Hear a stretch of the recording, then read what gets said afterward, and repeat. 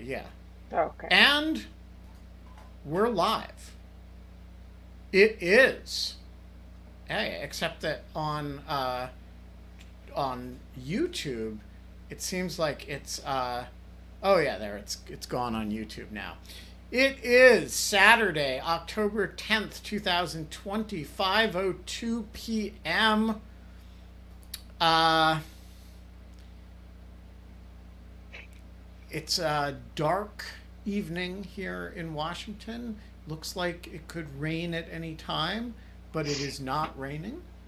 And um it's one of those just us days, so we don't have a guest to introduce other than Kate's new salamander. I'm not. Um, I put it back. It was just like it was just very cute for a while. so there's no salamander even. We're in lieu of fun. We're not even allowed to have salamanders. Um, and you know, it's just one of those days where I almost finished painting the staircase, but didn't quite finish painting the staircase. So it's that kind of day, where you almost finished painting the staircase, but didn't quite finish. And what's up with you, Kate? I don't know. I just like I said, I had this day at the dump, and then I'm making bolognese sauce. It's currently simmering, so that'll be nice. And then like I raked the backyard. Every 3 to 5 years, oak trees put out a bumper crop of acorns, and this year it is a bumper crop of acorns. There is like so many acorns. It's kind of like walking on, like when you walk beneath the oak tree, it's like walking on like a floor covered in ball bearings. Like Yeah, it's so just I had a drink with a friend yesterday underneath an oak tree, and it was just bombarding me yeah, yeah, with acorns. yeah. I I like the wear a rate hat of when I take the fall dog for a was walk right now. was astonishing. Yeah, they'll nail you right in the head, and they kind of hurt. Like they're not like pleasant. Yeah, exactly. We are not allowed to have fun anymore. We to the point that trees just attack you now. You're walking down the street minding your own business, and you get assaulted by a tree. I like the Um, idea of trees attacking you. What is the? Oh, it's like the Whomping Willow in Harry Potter, or it's kind of like the Ents. The Ents are very yeah, gentle in like Lord of the Rings, but well, yeah, except when they attack except when things. they attack things. Yeah, so that's kind of I kind of um, I don't know. I feel like trees should generally not attack people. Um, So, let's plan the show. We have only one guest scheduled this week. Yeah, let me pull up my calendar. I think that's We have Tuesday. Kathleen on Tuesday. Oh, tomorrow is or Monday is Indigenous Peoples Day slash formerly Columbus Day, whatever you want to celebrate. Um, Maybe we should have someone to come on and talk about tribal law, We could have or Christopher Columbus come on, except that he's dead. yes, that's a good joke, Ben. Yeah, you know? Dead. uh, wait, um, but you really like the McGirt case, right? Wasn't that the like we could do more like I don't know, we could check in on that and see how like it's fallen out. Well, Anyways, nothing's happened with it yet, I don't that's think. But oh, Steve Lawton says George W. Bush is going to endorse Biden. Has that been announced? that seems correct. I thought I heard that that was going to happen before. I heard that that was happening, but anyways, maybe that was Hmm. um Seance day. Anne Kay, you have a tribal law person. I have a tribal law person too. But she's also interviewing at St. John's for a position at the law school. So I don't know if that's like appropriate. I don't know. What do you think, Ben? Do you think we should try to do on Monday like something theme related, or just see how it goes? Um, well, since I don't have a brilliant idea on the perfect person Yeah. to talk on the subject. I'm not sure I have a. Why don't we plan the show and see what comes up, and uh, uh, uh, if it heads in that direction, then we can take it in that direction. Okay, that sounds good. Um, Hold on, Larry said something that Tony thinks is brilliant, but now I can't see what it is. Anyway, whatever. Okay, let's see. Um, Man, the chat is moving so fast I can't quite yeah, keep up with it. the Yeah, chat is like, moving very quickly. um, Um, what do you think? So Kathleen will be great on Tuesday. I mean, she's always wonderful. And then also she had that great op-ed, and I and feel we had a major set of arrests right in her space. right, right. Um, So yeah, and like people are talking about it in the way that she always encourages people not to talk about it. So I'm sure she'll have something to kind of rant about. So that'll be great. Um, what about on we have a bunch of people that uh we have a bunch of people that were on our list from last time I just thought were still really, really great that we didn't get to. yeah, the other thing that's happening on Monday is the Amy Coney Barrett hearing. So maybe we should. Already? Yeah, it's starting on Monday. So that would be a good, uh, a good time to have um, uh, some combination of Leah and Dahlia and uh, uh, Melissa, as well as our other court watcher types. Do we have an idea of how long it's going to go for? They usually go For like the 3 week, days. right? Yeah, like 3 days. Yeah. It's usually a day of opening statements and introductions, a day of questioning the nominee, and then a day of people testifying either in support or in opposition. The idea of having Susan Hennessy and or Quinta come on to talk about their court packing idea is an interesting one. For different reasons, both of them are a little bit tied up right now, but I will see what I can do on that. Yeah, Quinta was kind of telling last time I invited her on, she's like, I would really love to, but it's like the worst possible time in my day. No, they both have stuff going on right now. We had a request for Rick Wilson last time, and you would talk to him, but I don't know if anything happened with that. Yeah, so for obvious reasons, Rick has been pretty busy. It's 24 days out till the election, and he has not responded to my invitation to come back. So I will try again. I think it'd be a good time to have Claire Malone back. Sure. Or maybe if we wanted to diversify from the 538 side, Micah Cohen. You wanted to have Matt Iglesias back on. I would love to have Matt Iglesias on to come talk. Do you want me to his ping book. him right now and see if he'll come on this week? Sure. Do we want to try to hold Wednesday for Dahlia / Leah / our little smart court watching people? Because I feel like maybe Wednesday would be a perfect day to wrap up everything that happened in the hearings. Good. So let's assume the hearings will wrap Wednesday, or at least the major components of it will, and let's see if let's plan on a Wednesday evening. By everything worth talking about will have already happened.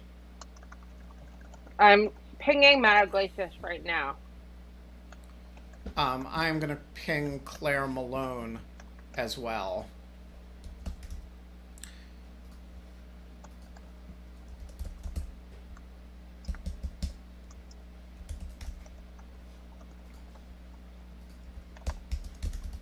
Um,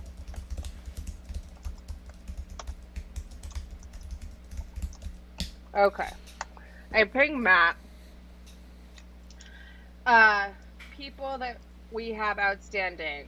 David French coming back on, Radley Belko coming back on, Tom Wheeler coming back on, Ken White coming back on, Dan Epps, Dan Kleidman.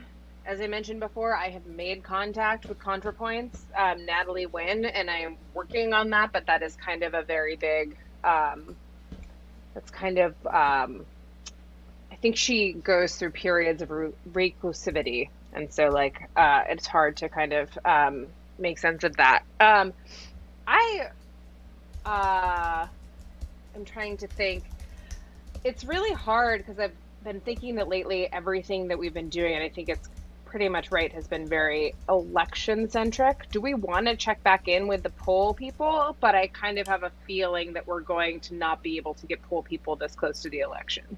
Actually, though, Pew has a new poll, which means a new election poll, which means it might be a very interesting time to invite Claudia Dean back.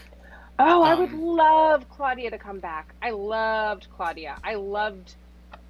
She was, God, she was really good at what she does. It was fun to listen to her. It was really fun. Please, yeah, if you want to pay her for not even maybe this week, but the week after, I would love to talk to her. Let's do it. Just trying to remember her email. There it is. Yeah, Carol Cadwallader is something that Thomas Ilves proposed, and someone else in the chat just proposed it. She has been in touch with me recently. She is I don't know if you're familiar with her, she's the reporter who broke the Guardian, or the Guardian Cambridge Analytica story, and just launched the group called which Thomas is on the group, but called the Real Facebook Oversight Board, which aims to like kind of get out ahead of the election and be giving and like give Facebook a hard time about their election policies. I'll see if she can. Do you have any interest in her either this week or next week if she can do it? She's in London, so it's a little difficult, but we'll see what we can see if we can get her to stay up. Yeah, it would be great to have Thomas on again too. Well, he's around a lot because he's often in the audience, so I'm sure that's doable. Yeah. In fact, is he here today? We could also. No, he's not watching today. Love shooting the shit with Josh Marshall about the election. You know, he just might be a good person to have on in the next couple of weeks, or to have in the back pocket, just like what he thinks of all the politics. Oh, Brian Beutler, he's an old friend. I could do that. I've never met him.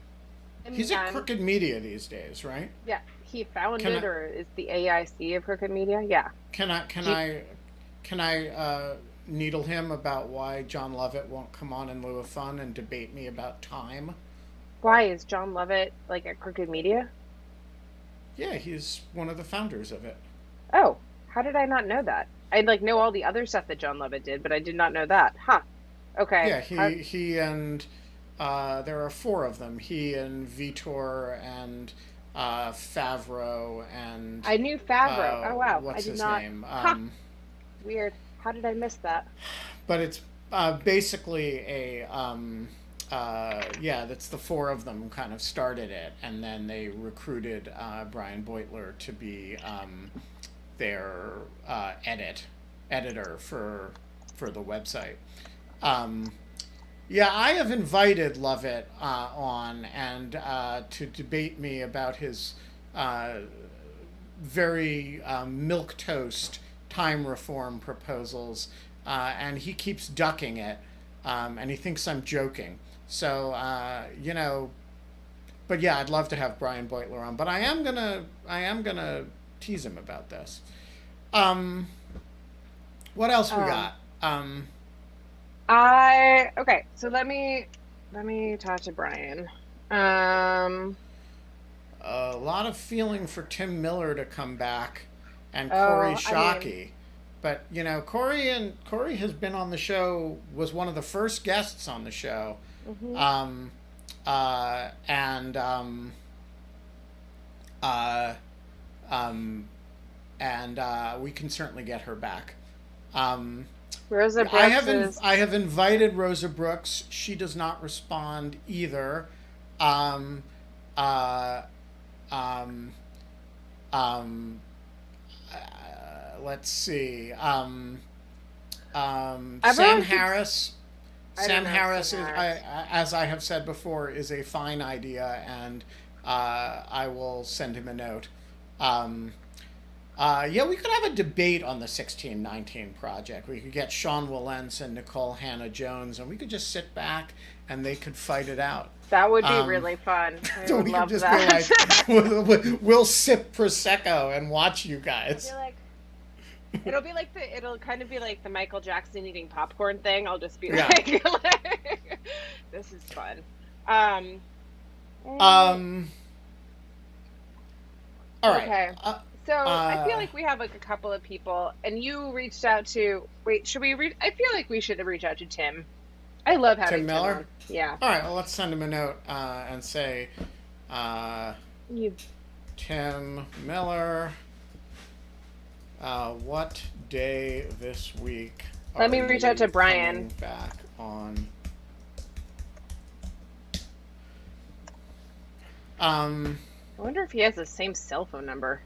Well, about to find out. Whoop. all right. Should we go to audience Do you know stuff? that? Do you know the story with Brian Beutler getting shot?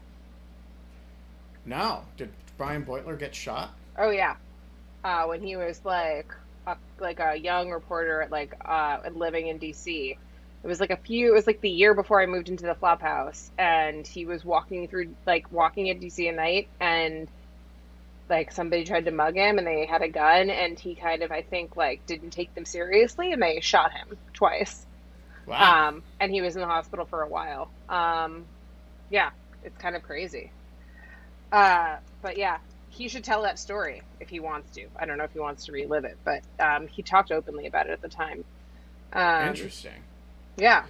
All right, let's take some audience questions. We have a residual holdover matter from the Bart Gellman episode where Lauren Roberts asked a very good question, partly directed to Bart and partly directed to us. And I asked her to hold the part directed to us until Saturday so we could focus on Bart. But now we are back. It is Saturday, and she is back. So we are bringing her in to have that conversation, which requires, of course, that Crowdcast cooperate and actually do the whole bringing her in thing. There she is. Hey How are there. you? You have I'm awesome great. hair, and that is a great Thank you. sweatshirt. Thanks. I loved your hair story. I was like, that was the benefit of shaving one side of my hair is that I always get to shave my head, but I also can grow my hair out long. So it's like if I get, I just want to cut my hair. I'm just like, okay, time to suss. I did that. I did that like when I was clerking in the Second Circuit. I shaved like this entire side, but I had like down to here, Wow. and I just like flip it over to go into court. Like, When I was in, yeah, I was my judge telling was some like people yesterday. marginally happy about that. He was That's not impressive, impressed. though. I did not have this haircut in Big Law. I'll tell you that much. Yeah. Yeah, So, no. for listeners or viewers who do not remember, what was your remind people of your question? Yeah. Yeah, It so was a when variant Bart of the Gellman was "what on, can we do" question. yeah, like what can we do? Like this group of people in particular, because I mean, I hear enough, sort of like generic advice about, well, of course we're going to vote, of course we're going to get people to vote, of course we're going to do what we can to get out the vote, of course we're going to do these things, we're going to be poll watchers if that's something that we, can do. But like I feel as well that the group of people here in this particular little corner of the internet. We have some particular life history, or a lot of us are former lawyers or academics or people that are just maybe on the above average side of intelligence and skills. And some I of feel us are very, below you know, average. Speak for yourself. I know. Lauren. Okay, fine. I know. Some of us You guys lurk, are funny. bring down the. I But, didn't you know know, one John thing that Lovett Kate founded said- Crooked Media and keep getting Yeah, yelled at in the that chat. was shocking to me. Actually, that was pretty surprising that you did say that. Do you know that he's like that he lives with Ronan Farrow at least? I mean, I hope you know that. Yes, I did know that. That was Okay, like, there that we go. actually is like how I know who John Lovett is. Like, you know how you find out who people are Yeah. in weird ways, and then you anchor on that, and then you don't know. Okay, Yeah, or anyways. like who's the reporter married to Alan Greenspan? And my mind was like blown when I found out. Andrea.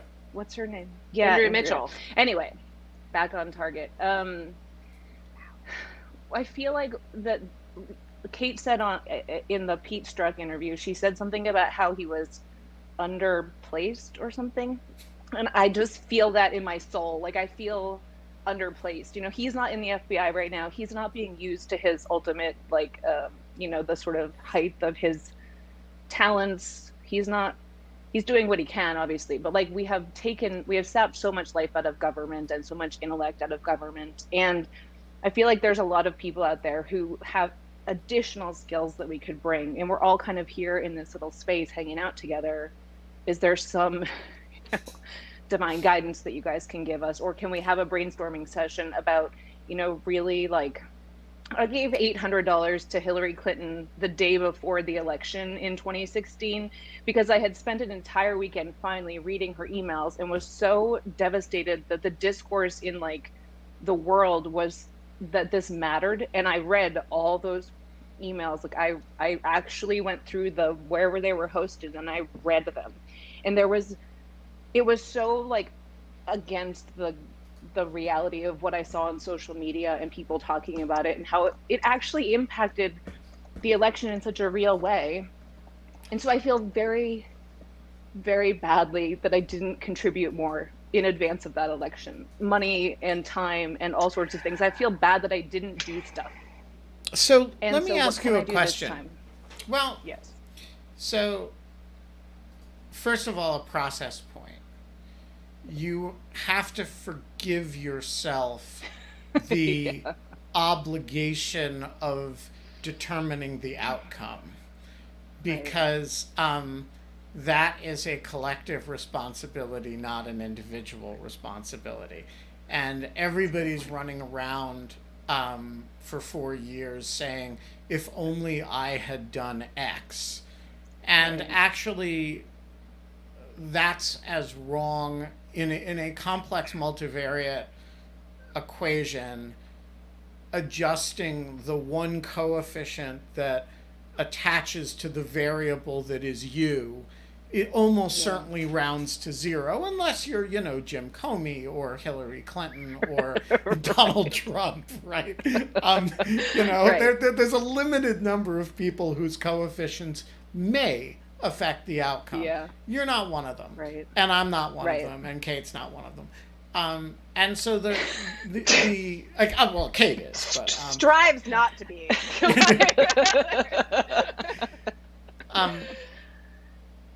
so Good point. That's a very good point. That's not an argument for complacency. It is and it's not an argument for a lack of urgency, but it is an argument for accepting that we all do our parts, and then the result is a collective responsibility, not an individual responsibility. So let me ask you a few questions. What state are you in? I'm in Texas, so I, was walking around the neighborhood yesterday, and 20-1 there were Biden signs. It was really exciting and encouraging. I'm in Dallas, so I'm, it's not exactly the backcountry, but it's still Dallas, and it's, I'm actually a little shocked by that. I thought you were like, if you're telling me you were in Austin, I'd be like, yeah, well, that's not surprising. Right. And I was like, you're in a bubble. Nope. Get out of the bubble. And so you're not in big law anymore. What do you do with yourself? I'm a writer. I write, and I've live streamed for the past 891 days straight. So I appreciate you guys, how you show up every day and do Jesus. this little ditty. But Wow. What do you Yeah, live stream? And where? I share about on Facebook. I share, and then I upload to YouTube or whatever. I share about basically my process of becoming self-expressed after being in big law. I mean, I went to law school late. I have a really varied history, but I was definitely not self-expressed for most of my life, and then just like discovering how important self-expression was to me, and becoming like embracing my artistry and my writing, and I messed around with all different kinds of art and things, and just that I'm a person who likes to share themselves, and showing up for me every day, showing up live and in person is a huge victory over the past for me, because I was very reserved and very just self-conscious and shy. And so I just spent a lot of years like working on that and overcoming all of those things. And so I share them, as lessons for awesome. people. So yeah, thanks. That's a great story. I love that story. I identify with that a lot. I'm going to say Yeah, this. well, I identify with you a lot. So I'm going to say. No one would. I'm going to say this. I'm going to say this to you, but there are a bunch of people in the audience that it applies to as well. So you're in a state where the posture of the state legislature with respect to the issues that Bart Gellman raised is a live issue. It's a Republican-controlled legislature. There is according to 538, 25% chance or thereabouts that Biden will win. The vote counting will take some time. And you could imagine, if Bart is right, that there would be a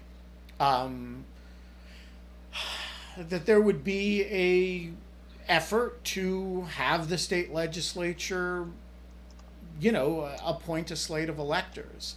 So my question is, has anybody in Texas called every single state legislative office and asked the members, every state senator, every state delegate, what their view of that is? What circumstances, if any, would they support such a thing?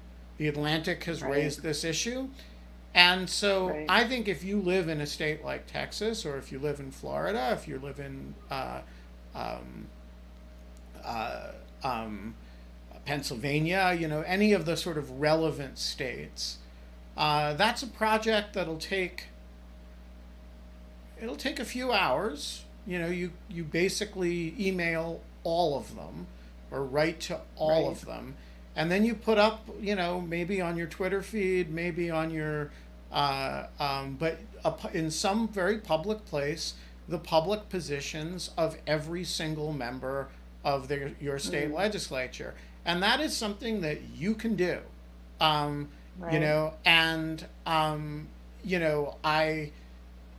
I think I mentioned this on Morning Joe the morning after Bart's piece came out, that this is a good assignment for local media everywhere. Go get these people on the record before the election. And to my knowledge, local media, I don't think in many states has done it. I do think it's very worth doing, and so it's a bit of old style shoe leather reporting, but it's a few hundred emails, and it would be interesting to get are there 20 Republicans in the state legislature who would be willing to say, I would never do that. I don't know the answer to that. I know what Bart says about the Pennsylvania Republican leadership, but I don't know what the rank and file Republican member of the Pennsylvania legislature believes. And so I think it's an interesting problem, and it's been one that I've been scratching my head that I wish somebody would do. More generally, to generalize from that, the value that we bring to the table. We being collectively the, people who live in the world of ideas and who maybe have better than average information available to them, more time than other people to do. Right. Because that's Right. like, at least in Kate and my case, that's kind of our job, is to kind of explore where our minds go.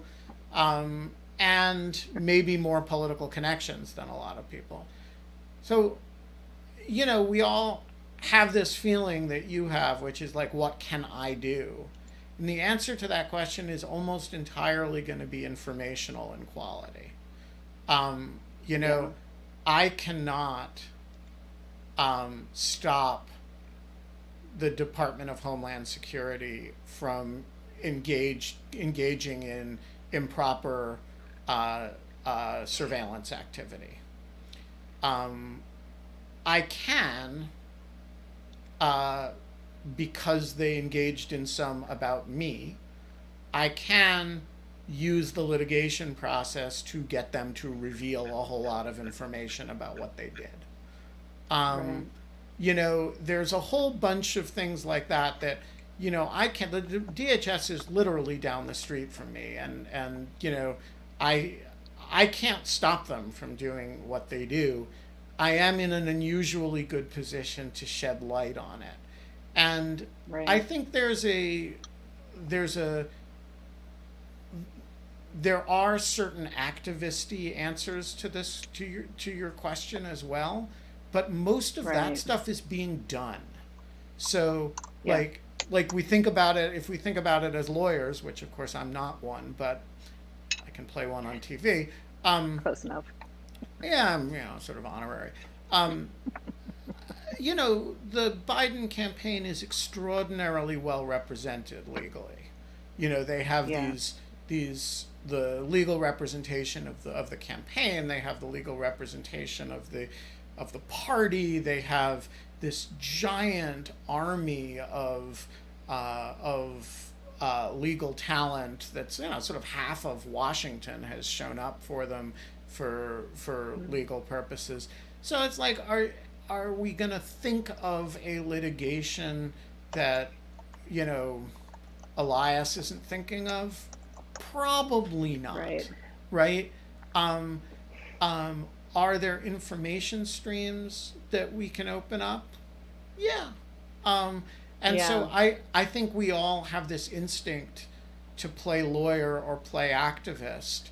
And I think some of the highest impact stuff we can do is playing journalist. It's turning on your camera and going to polling places and just filming stuff, making sure bad stuff isn't happening, and making sure the moment that people show up to intimidate stuff, it's on Twitter instantly. That kind of thing can be very, very high value. But my main message, and I don't, I've droned on long enough, but my main message is, it's not your personal responsibility to deliver the outcome. Right. Okay, I'm going I'll to try say to something remember. really quickly. Please Um, do. Which is just that I was going to say, I'm going to pick up Ben's last point and actually just be like, yes, Ben is totally right. Those are some really specific things that are valuable that you can do and that you have the intellect to do, and whatever else. There's probably another dozen that if we really thought about it, we could come up with, that projects that would be valuable. But I would say that the bigger problem that you're maybe having is the one that we're all having, which is just kind of the helplessness, a feeling of kind of impotence that we have in the face of this pandemic, in the face of this presidency, in the face of everything, and just having this one little vote that we can go do. And as Ben said, the coefficient of each of us is small. There's also just a logical fallacy in kind of you see something on in the newspaper, you see the Syria refugee crisis, you see hungry people, you see all of these things, and there is only to be realistic about it, you can give money, you can give time, you can quit your job and move to Syria and try to help people or do whatever. But like my point is like realistically, the best thing that you can do is try to honestly, like, not to be super like hokey about it, but like live your most self-realized self as you do, and like go out there and create good content and inspire people to do the same. And like if you're doing that and you have good intentions and you have like, and you're living kind of an intentional life in that way, and you go to like a protest and you're aware when something happens to take out your phone or whatever, all the rest of it will fall into place. I just think that like, but not, it's really hard to have, it is very much, we overemphasize our own importance in our own minds. And like when these things happen, like your $800 to Hillary Clinton, honestly, I would be so pissed. I'd be like, I want my $800 back. Like, give me my fucking $800. That was my first reaction. Yeah. I was like, I wonder if it's too late to act like my credit card was stolen.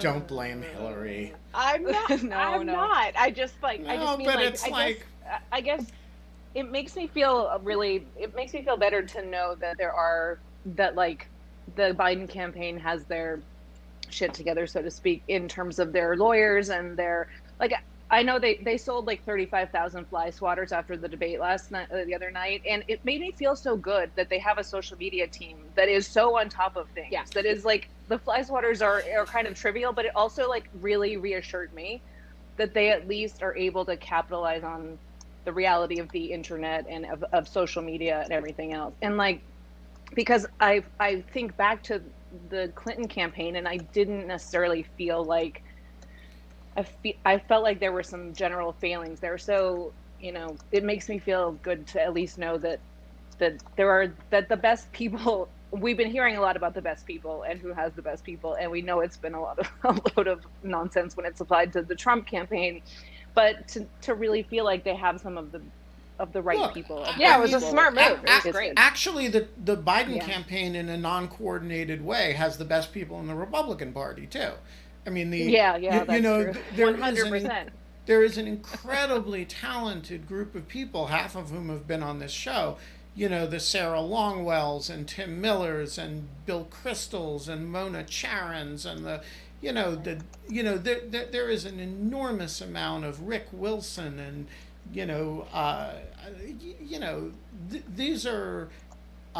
these are really talented Republican thinkers and operatives and activists and messaging people, and they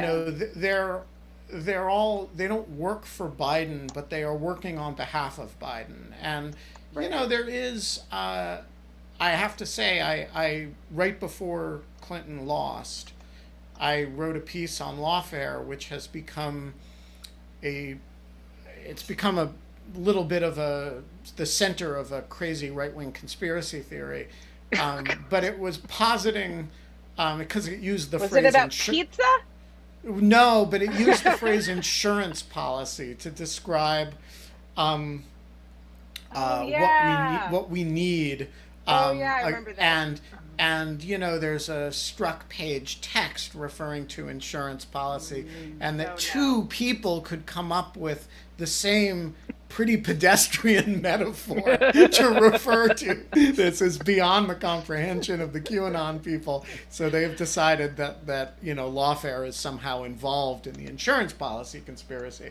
Wow. Anyway, what that piece was actually about was what I've called the coalition of all democratic forces, Democrat with a small d. That, like, I don't actually care if somebody agrees with me about marginal tax rates, or if they agree with me about contested social issues, though I feel strongly about marginal tax rates and a lot of contested social issues. I do care if somebody is fundamentally democratic in character, and if somebody has certain shared pre-political values with me, and that I posited that all such people should essentially be on the same side, and should understand themselves as essentially on the same side. And that should range from pretty far right to pretty far left. And that's basically what's happened. If you say, like, what is the Biden campaign? it is kind of the coalition of all democratic forces. It's a whole lot of people who would not say Joe Biden is my ideal choice. He is of a small number of those people, but he is somebody who unambiguously stands for certain democratic values, and that's what this fight is about. Stay involved, stay active. That makes me feel good too. Yeah. And don't take it all on yourself. Because I'm trying not to. But also, do you guys need someone to run your Twitter feed? Because your Twitter is not updated. Your In Lieu of Fun I stopped doing it because Twitter is not updated. Sure. Well, the only reason I bring it up is because if you want to help us produce the show, Lauren, I certainly don't. I think that you might be too smart to help. I think I could probably train a bot to do it. But I actually have a full-time assistant, and she is she just. So I don't have to personally do it, but I'd love to help you guys.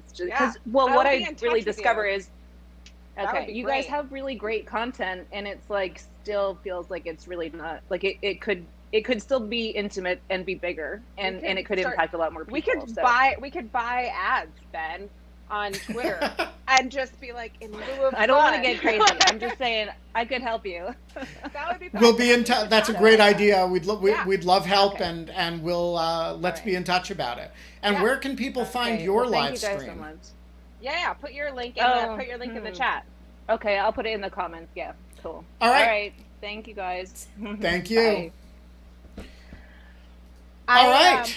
I just heard from Brian. He is very familiar with the show and would love to come on. So, and I told him that you want to yell at him about time zones. And he's what? Yeah, exactly. Tim Miller suggests he can come on Wednesday. Are you? Have we reached out to? I haven't reached out to Leah or people yet, but all right. So let's schedule Tim for Wednesday. And I'll put it in the calendar, and then but Brian's a Friday, so that okay. So then we're almost done for the week. So Anne has a important question. What's on your mind? Are you being sarcastic, Ben? No, not at all. Okay. I was literally texting with the Lisa Page puppet. Sorry, not with Lisa. With Jonathan Rausch. About this moments before we went on the air. I think it's an interesting issue. Yeah, some people know about me that I have a conservative Republican ex-partner, and so he and I are still very good friends. He's also a historian with a PhD and a smart person. Okay, so which doesn't make him immune from rabbit holes, but he sends me regularly conservative, which is, I think it's healthy, right? Conservative articles and stuff. And the latest is this story about Hillary Clinton being, and I say story, but there are some facts involved. How you put them together, I think, is the interesting question, right? So the news story is Hillary kind of helped orchestrate the Trump collusion scandal through the Steele dossier, which we already knew about, but also, some sort of back channel encouragement of investigating Trump, basically, without evidence. So that's my question, what you think of this latest narrative. Yeah, so there are only so many ways to spell bullshit. Two, basically. Yeah, I mean, you can do it with a space or without a space, really. Look, there is simply no merit to any aspect of this, and let's walk through the flaws in the theory. The first is that the Steele dossier had literally nothing to do with the opening of the Russia investigation. The Steele dossier is presented to the FBI in pieces. Chris Steele, comes into contact with the FBI a couple of months after the investigation was opened. The investigation is opened when the Australians, Mr. Downer specifically, alerts the U.S. to the fact that George Papadopoulos had gotten drunk and confessed to him that the Russians had her emails. So that's the first problem, that the Steele dossier, which has this mythic status within the conservative world, is actually an important component of one aspect of the Russia investigation, which is the Carter Page FISA warrant, but it has virtually nothing to do with the rest of it, and it has really nothing to do with how it got started. So that's problem number one. Problem number two is there is really no evidence that I'm aware of anyway that Hillary Clinton knew anything about Chris Steele or his work. They say that her campaign, hired him to do Oppo research, right? Well, let's be precise. Her campaign had a law firm, Perkins Coie. Right. Perkins Coie hired Fusion GPS, which is the firm of former journalist Glenn Simpson, who is a very serious investigative reporter for the Wall Street Journal for a long time. Fusion GPS hired Chris Steele. So there is a chain. Now, was the Clinton campaign aware that their law firm was hiring people to do opposition research? Undoubtedly, right? That's what campaigns do. But I don't think there's any reason to think that Hillary Clinton or the senior people in the campaign knew anything more than that the campaign had hired people who were looking into Trump. And one of the things you would obviously want to look into about Trump was Russia stuff. So I don't think there's any merit to that. There's just nothing surprising about that. And then the final flaw in it, and this is all at the level of the macro, is that I don't think there's an iota of evidence that the course of the investigation was influenced at all by the Clinton campaign, or by winks and nods between the Clinton campaign and the Obama administration. And the Inspector General of the Justice Department, Mr. Horowitz, has been extremely critical of aspects of the investigation. He has not suggested a whiff of that. And so I basically think and I know that, this idea has entranced a bunch of formerly respectable conservatives like Andrew McCarthy, but there really isn't an iota of reason to believe any of it. And so I don't know what to say other than that there is no evidence to support any of it.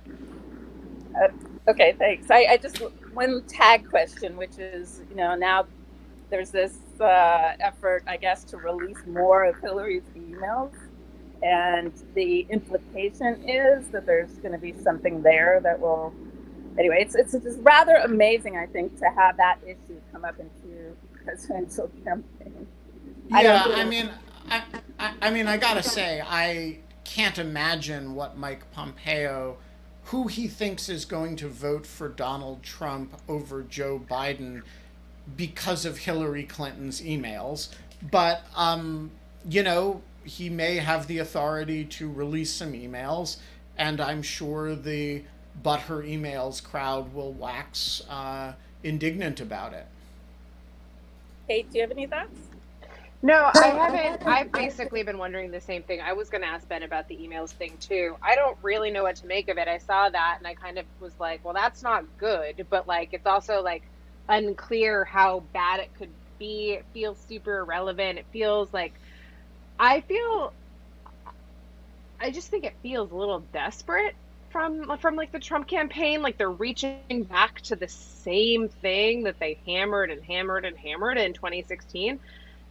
And I think it's going to feel desperate to other people too. So I don't know. I think that it's either like slightly bad or neutral, but I don't think it but that's pretty much it.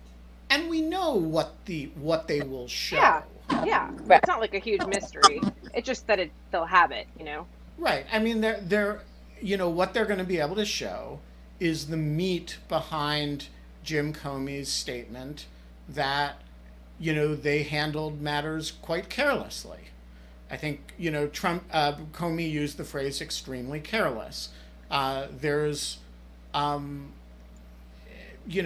whether it was proper of him to give that press conference or not, I'm sure there's something behind that statement. And I'm sure if you dumped a bunch of emails, you could say, look, they were being cavalier with the handling of classified information. What that has to do with Joe Biden, I can't imagine for the life of me. Except that, of course, some of the individuals who worked for Hillary now do work for Joe Biden.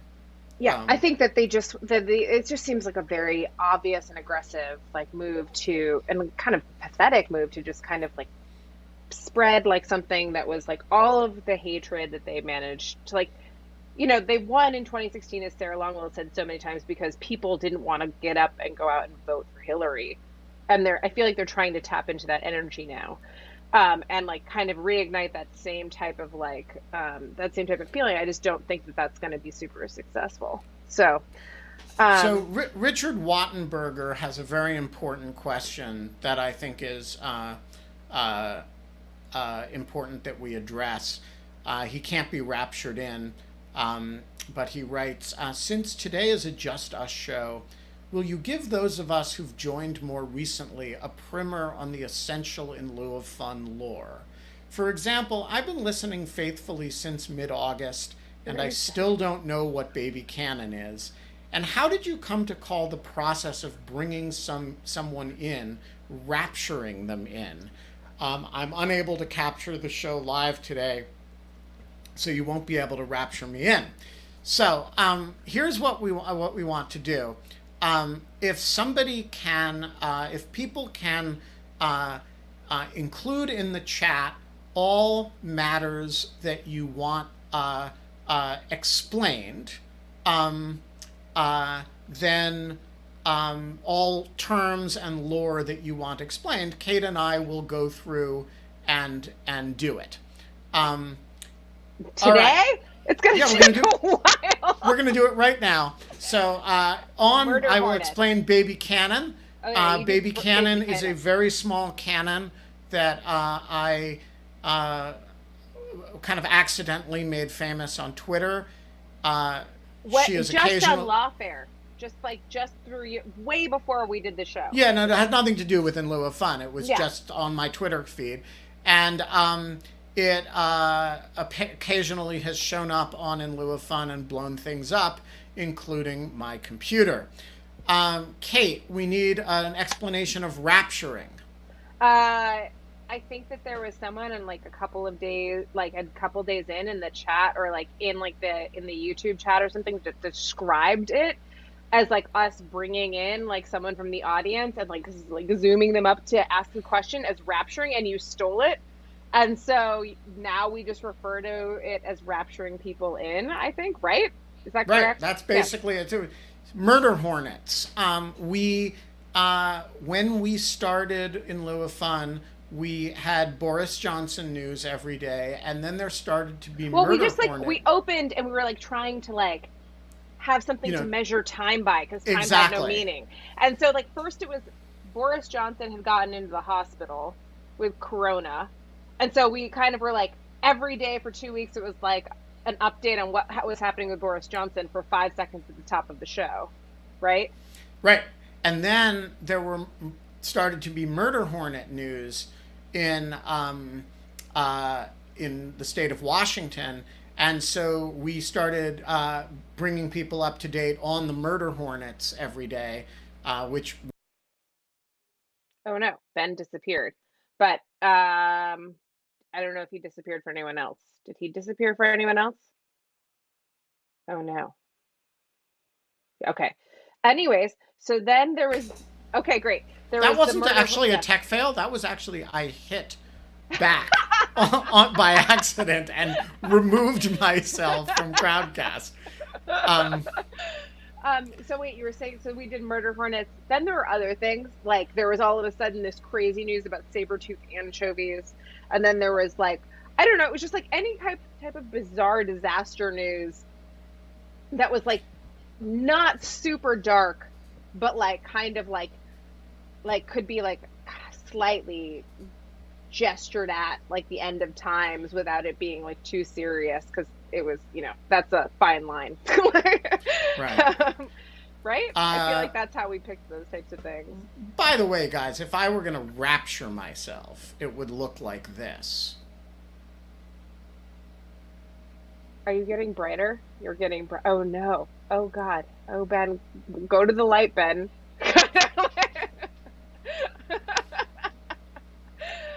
Oh God. Yeah, Ben. Now you just look like a ghost in a like Casper in a blue shirt. Here we go. I have no idea what's going on. There. That's what I would do if I were rapturing myself. That's pretty good.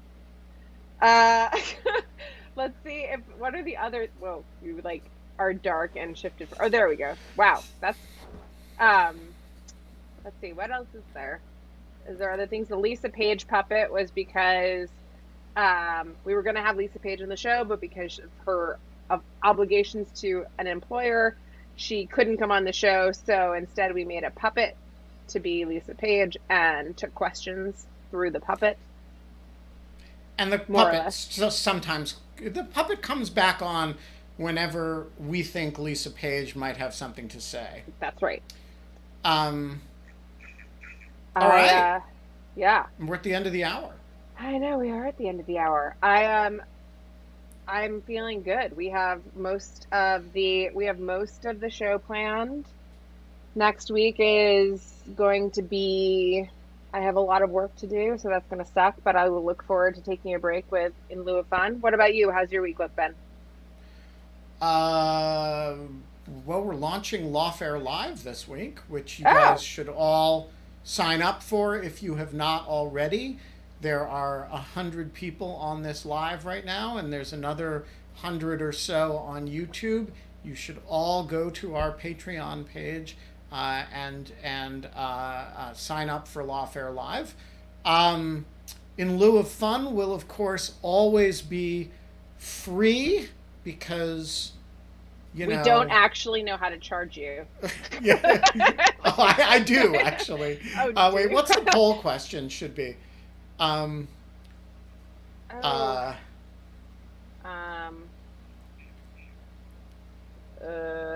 don't know. Oh, so when I put, it's giving me suggestions. So I'm choosing should Kate be raptured? I don't know how I do that. Vanish I don't in think a you puff could. of smoke.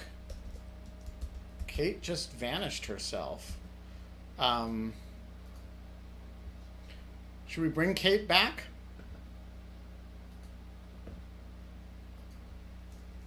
Be left in the audience. Be brought back. All right. Whoops. Here is our poll.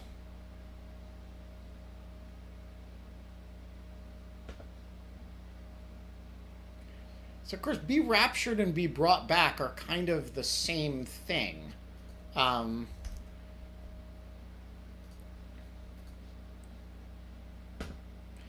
just want to say Kate made herself disappear. I really had nothing to do with that.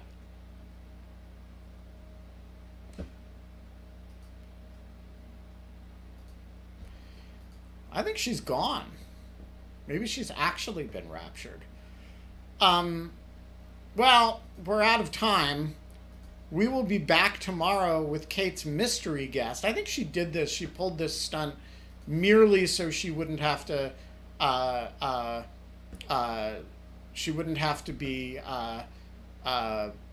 quizzed about who the mystery guest is. She's back. Except she's not. We will be back tomorrow.